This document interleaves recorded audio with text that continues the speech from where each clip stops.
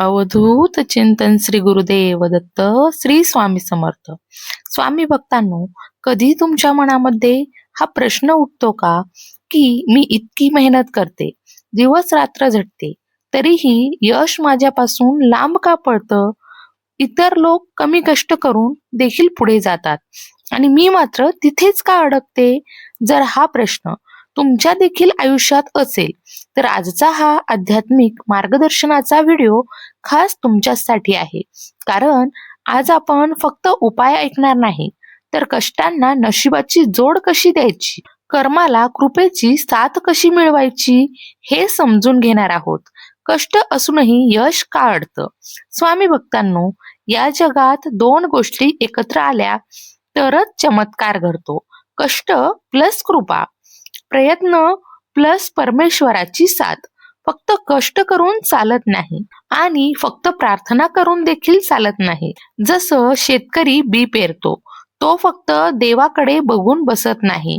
तो नांगरतो, पेरतो, पाणी देतो, पण त्याच वेळी पाऊस पडणं हे त्याच्या हातात नसतं.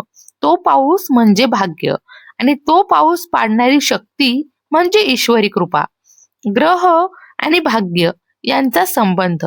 ज्योतिषशास्त्रानुसार आपल्या जीवनातील यश, मान, पैसा, समाधान हे फक्त आपल्या मेहनतीवर नाही तर काही सूक्ष्म शक्तींवर अवलंबून असतं. त्यामध्ये 3 प्रमुख ग्रह महत्वाची भूमिका बजावतात. ग्रह काय देतो? सूर्य आत्मविश्वास देतो, ओळख देतो आणि प्रतिष्ठा देखील देतो. गुरु ग्रह भाग्य देतो, ज्ञान देतो आणि योग्य संधी देखील देतो. आणि त्यात आहे शुक्र ग्रह, सुख, आकर्षण, समृद्धी हे सर्व देतो. जर हे 3 ग्रह कमकुवत असतील तर माणूस खूप झटतो, पण फळ खूप उशिरा मिळतं. पहिला उपाय सूर्याची कृपा मिळवण्यासाठी. स्वामी भक्तांनो, सूर्य म्हणजे तेज, सूर्य म्हणजे ऊर्जा, सूर्य म्हणजे नेतृत्व. ज्याच्या आयुष्यामध्ये सूर्य हा बलवान असतो, त्याला लोक आपोआप मान देतात. काय करायचं तर दररोज सकाळी शक्यतो सूर्योदयाच्या आधी उठायचं, स्नान करून स्वच्छ कपडे घालायचे, तांब्याच्या पाण्यामध्ये पाणी घ्यायचं, सूर्य देवतेसमोर उभं राहायचं, हळूहळू अर्घ्य अर्पण करायचं आणि अर्घ्य अर्पण करत असताना मनामध्ये म्हणायचं, ओम सूर्याय नमः. माझ्या जीवनात तेज, आत्मविश्वास आणि यश दे. हे फक्त 5 मिनिटांचं काम आहे, पण हे तुमच्या चेहऱ्यावर, आवाजात आणि व्यक्तिमत्वामध्ये झळाळी आणतं. दुसरा उपाय गुरुची कृपा मिळवण्यासाठी. गुरु म्हणजे भाग्याचा दरवाजा उघडणारा ग्रह. तुम्ही कितीही कष्ट करा, पण योग्य वेळ, योग्य माणसं आणि योग्य संधी हे गुरु ग्रहच देतो. काय करायचं तर दर गुरुवारी पिंपळाच्या झाडाजवळ जा, हात जोडून प्रार्थना करा.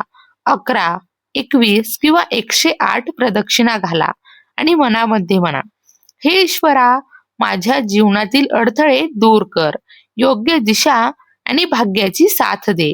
पिंपळ हे केवळ झाड नाही, ते ईश्वरी ऊर्जेचं केंद्र मानलं जातं. तिसरा उपाय शुक्र ग्रह बळकट करण्यासाठी. शुक्र म्हणजे सुख, ऐश्वर्य आणि आकर्षण. काही लोक साधे असतात, पण त्यांच्याकडे एक वेगळं व्यक्तिमत्वाचं तेज असतं. तो प्रभाव शुक्र देतो. काय करायचं? अंघोळीच्या पाण्यामध्ये थोडं गुलाबजल टाका. नेहमी स्वच्छ आणि नीटनेटके राहा. सुगंध वापरा. शक्य असल्यास चांदीचा कडा धारण करा. हे बाहेरचं दिसत असलं तरी यामुळे तुमच्या ऊर्जा क्षेत्रामध्ये बदल हा नक्कीच होईल. फक्त उपाय नाही, ही जीवनशैली आहे. स्वामी भक्तांनो, हे उपाय म्हणजे जादू नाहीत. हे तुमच्या जीवनात शिस्त, सकारात्मकता आणि श्रद्धा आणतात.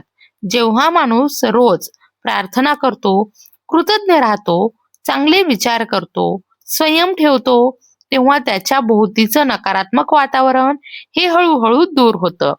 कधीच असं म्हणू नका, माझं नशीब खराब आहे. कारण स्वामी समर्थांच्या भक्ताचं नशीब कधीही कायमचं बंद नसतं. योग्य वेळ आली की तुमचे कष्ट व्याजासह परत येतात. विश्वास ठेवा, श्रद्धा ठेवा आणि सातत्य ठेवा. श्री स्वामी समर्थ.